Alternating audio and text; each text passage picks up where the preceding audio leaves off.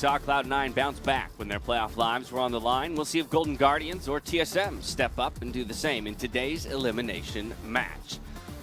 It's good to be back here on this Sunday for some more playoff postseason matchups. I'm here with my favorite analysts and, of course, Mark Z. How you guys doing today? I'm doing pretty great. I'm glad I can have that label and someone else on the desk not have it. Right? Exactly. Yeah, it's about perspective, and if someone's not the least favorite, then it doesn't mean anything to be the favorite. I appreciate all three of you color coordinating today. Well done. But after Cloud9's 3-0 yesterday, I want to gauge how you're all feeling about the reigning champs and their bounce back in that match. Iffy. Not feeling too stoked, but it is good to see that they were able to take some of the lessons from the loss against FlyQuest and immediately apply them against Evil Geniuses. Although the match just felt like it was a grudge match between the former C9 players and the remaining ones, just being an all-out bloodbath in one of the bloodiest games we had all time. Yeah, and I gotta say, like, also just the overall level of play, it was still good for C9, but they fell behind twice really hard in Game 1. Game 2 was their most dominant performance by quite a bit. Their bot lane stepped up. Sven and Vulcan had a pretty great series overall, but the entire team was still falling behind in a lot of these games. In particular, Game 3, Huni's Rumble absolutely popped off and they were able to make good plays in the side lanes, and you have better macro to get back into it, but it's still a little concerning for this team, I think. Yeah, we still don't see like the big early game advantages they usually get. A few times Huni's like 1v2ing their top lane, so the synergy isn't quite on point.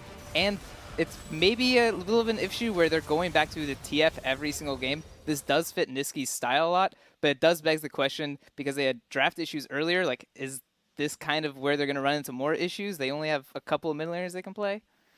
And it's Oh, go ahead, Oh, Mark.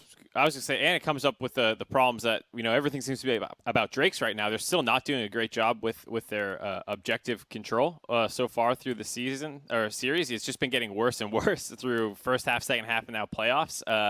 And so I think with their bot lane starting to step up, hopefully we see them actually convert that into Drake control. Yeah, that's not a trend we'd love to see there, Crumbs. That's a bad trend. Nah, considering that, like, I totally get it if you have 34%. In a loss against FlyQuest, but when you're 3-0ing and when you're winning in a, by record, decisive fashion, that needs to be a bit higher, because the teams that you're facing, whether it's the TSM or Golden Guardian, have shown to be, when they win, they do prioritize these objectives very well, especially a team like Golden Guardians that is very quick to stack those dragons. I mean, at least we got an interview with Sven where he mentioned, like, dragon control is a really big deal.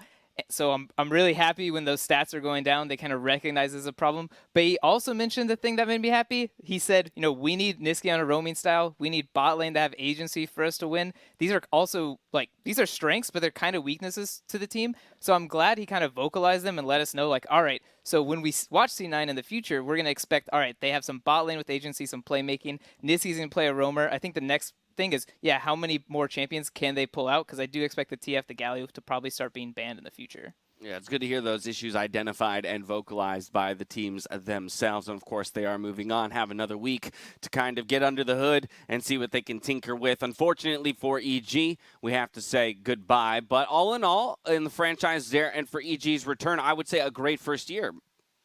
Yeah, I think the orgs do so well in their first iteration. Sorry, go ahead. No, I was going to say the same thing. I think it's probably going to be a sour taste in your mouth going from 3rd to 5th, 6th and getting knocked down missing worlds. But they had great branding. They had a great beginning to the split. They seem to have pretty good vision for their organization. There's still a lot of question marks what they do with this roster now, but it seems more of a problem of, like, we have a lot of options more than, like, we have no options. It's like, do we keep on Jizuke? Do we want to bring Huni back? Do we bring Bang back? I think they have a lot of options. I also want to add that they were actually really successful in Academy, because they went to finals in spring and in summer. Right now they made it to semifinals, so that actually is pretty good considering that they were able to focus on both fronts. That's right, and deliver results. Yeah, fantastic then to see out of them and a brand and an org again that was willing to take some risks, as you mentioned, Mark, with this roster. So the offseason, I'm sure, will prove interesting to see what kind of moves they decide to make. With their win, though, of course, Cloud9 are seeded into the lower bracket final, where they await the winner of today's series, Golden Guardians versus TSM. Of course, FlyQuest, Team Liquid, they face off next week for a ticket to the LCS Summer Final. But I do want to focus our attention on this lower half here. Golden Guardians, TSM, Cloud9. Because, Mark, it's really feeling like it could be anyone's game here. Yeah, I mean, despite the 3-0 by C9, you all heard that we were a little lukewarm on it, and I think that means it's still pretty open for who will be the third team out of the losers bracket to join them at Worlds. I mean, depending on what happens in the series today, Golden Guardians or TSM, I feel like if they have a good showing, they could easily contest C9 in that losers final.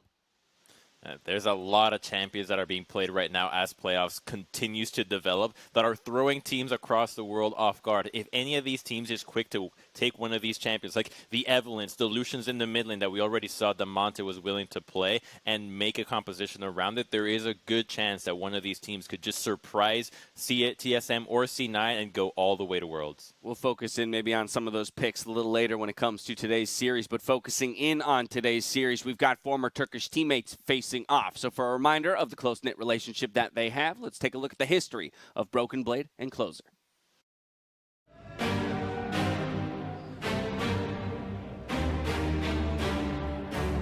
I know Closer from Turkey. I knew him since his first rookie split in TCL, and since then we've been really, really close friends. It's almost like I would describe him as my brother, you know. That's how close we are. It was our first split together. Everyone was expecting us to be like really bad team, but we went to final in first split. In that one split, we were like really like a real brothers. After I left, I think he got really good. I think I kind of lit his fire to become very good as well and play in a better region. I believe Broken Blade doing this inspired a lot of Turkish players that they can do this. In his first split, he almost take down the best team. So I was happy for him, and I also believed myself that I can do it as well. Coming down, Stunn's gonna be taken very low. There goes your bullet time. And Closer's coming around from the side. When I ended up in NA, I was really happy that we're gonna meet again. No matter what happens, outside of the game, we are friends, and if he can win against any team, and I don't care, but against us, he really can win. Right now we will be enemies, so I'm excited to play against him, and I can't wait to just beat him and make jokes after. We will just make fun of each other, like the whole year, if someone loses. For rest of the splits, maybe like the rest of the year, so I need to win this match.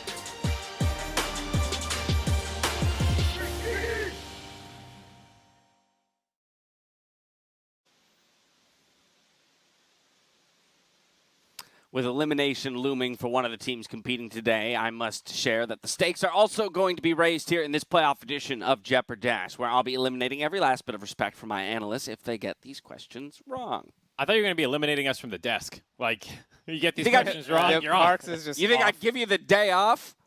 No, Mark. You're sticking it out with me. All right, question one. It's already up on your screens there. What player in LCS playoffs leads in damage per minute difference? Damage This per playoffs? minute difference in Yes, LCS playoffs. Yes, this playoffs. Okay, I got my guess. This PoE. playoffs, Yeah. 2020. PoE is my PoE is first a guess. good PoE answer. is Crumbs' guess. Okay. Liquors has played a lot of GP. Maybe Sven's played a lot of Ezreal. Those are generally high damage champions. Ooh, I like where Mark's head is at. Thinking of I'm gonna go champions that have high damage. He played Callisto though, so I'm gonna swap it. I'm gonna go with Crumbs. I like PoE. That's a good choice. Okay, so we got 2 votes for PoE here. I'm going Hooney. I think he does a lot of damage. I think they've played 3 times total now. Interesting. Okay. Or twice. They've so played A lot of Shen though. Yeah. Yeah, he's Yeah. played Shin, but he was doing a lot of that was damage a on high his damage Ornn. Shen game, man. Yeah. He was popping off on that I'll Shen. give you but that. He's played some weak side. So, Yeah. but you're going with Hooney. So we got 2 Power of Evil, 1 Hooney. Unfortunately, that is incorrect. It is Sven. I even said it. So Mark, you had Nice. it. You were on that line. It of was thinking. it was the It's Callisto all that games. Ezreal 'Cause play. When it's Ezreal Yumi, man. Even you can lose Hang and on. still pump out damage. Is it the Ezreal play, or is it the fact that because this is difference, it was that they did so much damage to the EG bottom lane that the Oh, it's difference was different. so much larger? It is damage per minute difference, so it is both. both. It is both. What But I that really is- think about was how bad Bang had a series. That's what the real answer was. There Oh, it is. Yeah, you guys no. only thought of That's one the side of kicker? the question. All right, question number Oh. 2. Question number 2. Which champion has been picked the most in the 2020 LCS Summer Playoffs? Which champion? Oh. Ooh. We've seen a lot of Interesting. Senna, seen a lot of Shen. Straight up been picked the most. Right, those Yeah. aren't getting banned too much. Right. So Okay. this I is think it's we not a got presence Shen. question. I'm going to clarify that, especially for everyone at home who's playing along. Not a matter of presence. It's a matter of actual picks. Mid lane is pretty volatile. I don't think there's a mid laner that people have been spamming, right? I think it's ADs, right? It could be like an Ashe or a Senna because Caitlyn's banned a lot. So Yeah. It's either Ashe, Senna, or But we maybe did Shen. have a few Or a series set. of like Ezreal, Senna, and stuff like that, and like Ashe and Cage just There's been a weren't lot even of in it. Graves as well. It feels like there's Graves Graves is in every. decent. I'm going to I'm put going you on. Senna, I'm yeah. going to put you on a little bit of a timer. Senna. All right. All right, Senna. I'm going Shin. He's just been everywhere in almost every game. And I think Probably's right, but I'm going to Shen. go the Graves just to get us some coverage because Senna, Shen, and Graves. Senna, Shen, and Graves. Yeah. You are all incorrect. Crumbs, Yay. you were the Gang. closest with an 80 carry. Oh, really? It It was is the Ashe? at 14. So I thought this was really interesting because Ashe has 14 picks in Summer Playoffs, and yet she was entirely absent from like our most recent series. I think that's So why we all interesting- forgot about it. Exactly. Interesting how front-loaded her picks were, but that the meta seems to maybe be trending away from her. Question number 3. Who has the most solo kills in playoffs this split? So again, this split, flat solo kills. Oh, Who has the most? this is multiple choice, though, right? What are the options?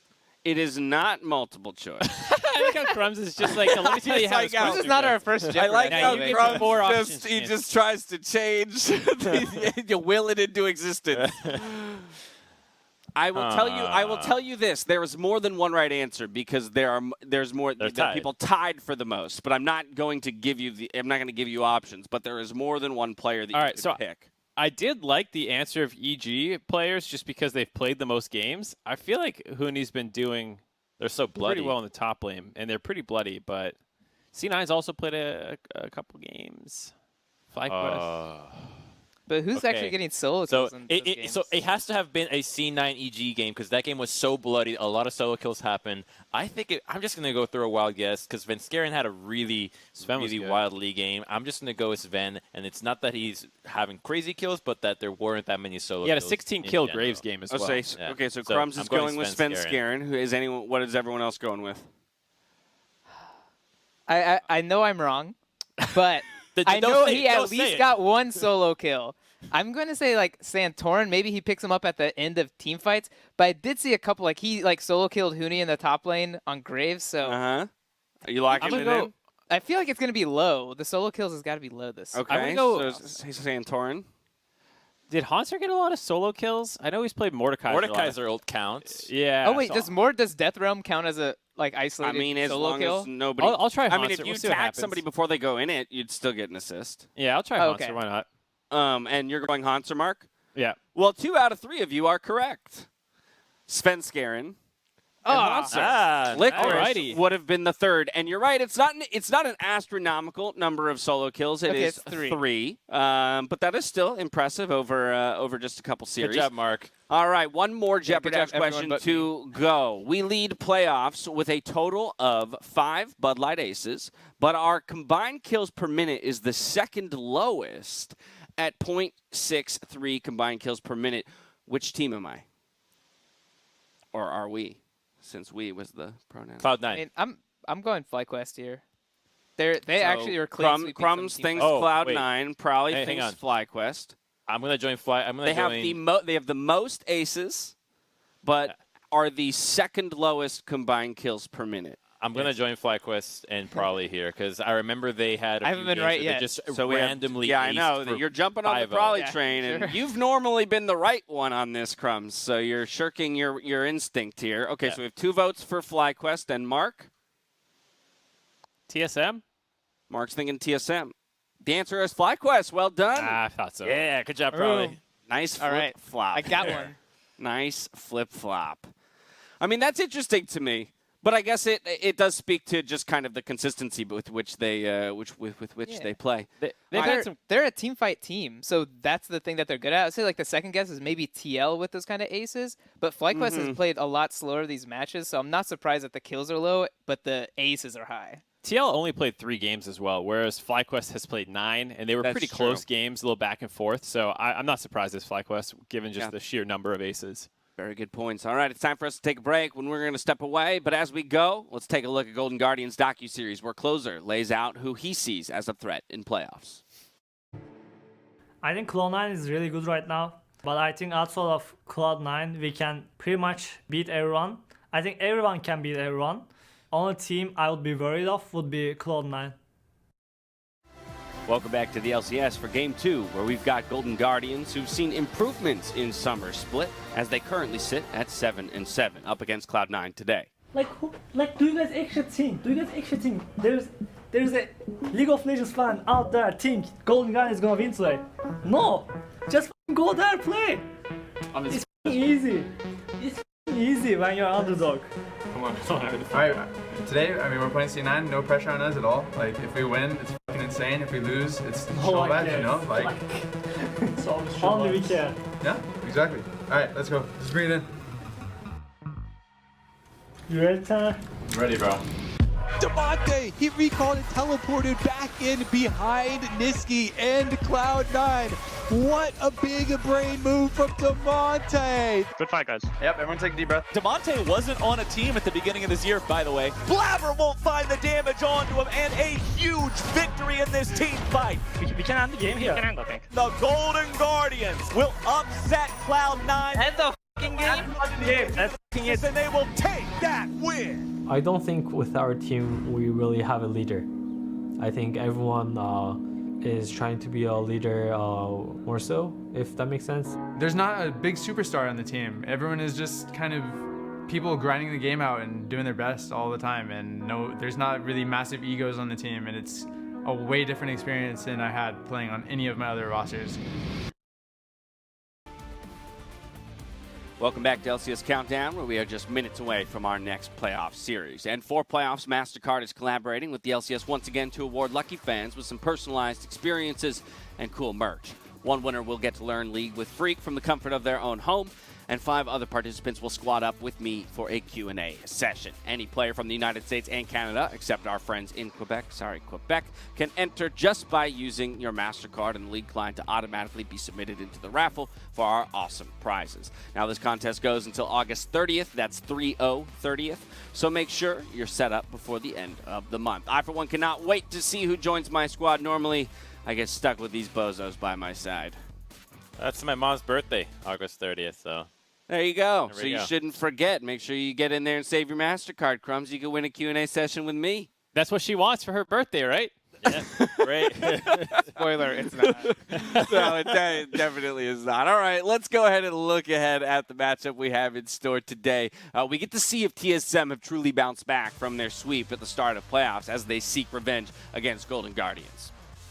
It was definitely a good bounce back in the sense that they 3-0'd. They played a lot of different picks. They had different carries stepping up. You had the Syndra game 1 for Bjergsen. You had the Nidalee set step up. You had the carry top for Broken Blade. And they all were able to play those styles quite well. But the question is, can you play all those better than the other teams who are playing one specific style? And I think that's still something I'm a little curious about. And I think the team is, as well, still trying to figure out, given that they are making roster substitutions in the middle of playoffs. Yeah, this is hopefully a few games that TSM just used to get their confidence back, to make sure that they are aware of what they are best at in champion selection, because it's a Dignitas that qualified for playoffs at 5-13. You should not actually feel that amazing for beating this squad and thinking that you can now take the Golden Guardians that 3-0'd you and the C9 that will follow after. And in that third game as well, they still had some of the issues with that Ashe, Morgana, bot lane kind of thing, which I'm sure is part of why they did make that substitution. Yeah, that was such a big issue for me is when TSM played against Golden Guardians, they were getting stomped by this Caitlyn Morgana blind pick. And in this week, I thought TSM would have figured out their bot lane kind of meta, but they decided to blind pick it against Dignitas as well. So Dignitas took the Ashe and the Karma as counter picks, which TSM should have the week before, and they just got completely smashed. So this is how the matchup goes. So I was really kind of shocked that they were blind picking this Caitlyn, that they didn't have any bans to kind of protect it from these counter picks, and then they just got stomped in lane because Golden Guardians bot lane, FBI and Hui are a lot stronger laners than Dignitas' bot lane. So if they want to kind of replicate this, they're just going to get smashed again, and I don't know how they can win if their bot's going to be losing so hard. Yeah, we'll come back to talk about Golden Guardians bot lane in just a moment, but I want to talk about the game plan that was crafted by Golden Guardians the first time around against TSM because it was crystal clear. 12 out of 15 bans against Bjergsen. Yeah, so I wonder who the biggest threat on the enemy team is. There you go. It's just to humor him, you know? Yeah. That's only 3 games. You know, they're spending only 3 other bans on other champions. It's insane how much of an influence he had, and that was also with them picking the Ziggs for Damonte, which was a big part of why they were able to neutralize Bjergsen. You know, the Damonte had a great series there, and that was really impressive. I just want to jump in real quick, Crumbs, before you go, to just call out the number of bans for each of those. It was 3 Zillion Akali and LeBlanc bans, so each of those champions was banned across all 3 of the games, 2 Aurelia, 1 TF. Now, Damonte did a pretty fine job there with the Ziggs. I really like that pick for him, especially against the control mages that you see right now. But to be fair for Golden Guardians, I do think that banning out Bjergsen only works when the rest of TSM is not stepping up. Because if I'm a player on the team and one of my players is drawing 12 out of 15 bans, I've already failed and the game hasn't started. I need to be good enough at a champion that warrants a ban so that Bjergsen gets freed up. Looking at this rematch, there were questions about who TSM would ultimately be starting in the support position, and it appears that they have decided on Biofrost for today's game. So, Treats coming in midway through the split, playing up to this point, and now all of a sudden, we're switching things up. How do we feel about Biofrost is the better player, according to the tweet. The tweet. It was insane, I think, for a lot of people to see that swap happening in the middle of the week when it was announced that they might be looking into it. It makes some sense, though. Biofrost has been a better laner. As much as the KDA has been better with Treats and he's made less mistakes, I think you can say, he's also taken less risks, and it's transformed Doublelift from winning most of his lanes to losing most of his lanes. And against FBI and Hui, I do think they need to have a little bit more of a focus on counterpicking and getting winning lane matchups. I think it's been a matter of comfort, not only for Doublelift having played with Biofrost for so long, especially in high-pressure situations like playoffs, but then you have Treats, who, it's not like he looked bad when he was in Academy. I think Treats and Lost are actually quite a formidable duo, and I don't even know if they are better than Doublelift and Biofrost. They kind of look like they're just as good, so when you look at their champion pools now, it might give us a clue as to what TSM is thinking about from the support role, and there's not that many unique champions that the Biofrost selection has, but the Blitzcrank might be a big one if you're thinking about playing champions like Kalista. Some unique choices, but also very different priority here, probably, when you look at the champion pools.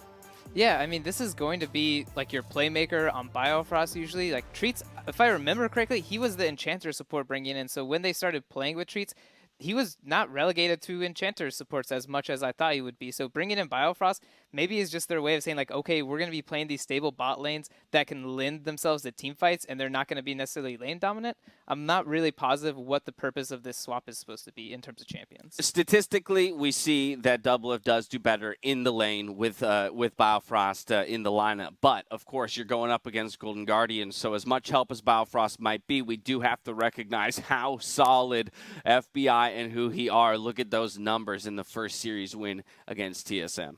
Yeah, you got to do something about that. You can't let that happen again, considering Doublelift is supposed to be one of your best players. So I think seeing that is a big reason why they're looking into it, as well as the issues around this Morgana pick that we've been harping on over and over again. And in the TSM Legends thing, they talked about going for comfort. In a double elimination tournament, you know, like, I don't know why you'd be going for comfort in the upper bracket. So I think whether that's the coaching staff or Treats or whoever, they need to have more confidence in their counter picks to actually try and win this lane against them. And it can be done. Doublelift has been a good laner for most of the split. And I want to see if they can actually get up and contest FBI this time around.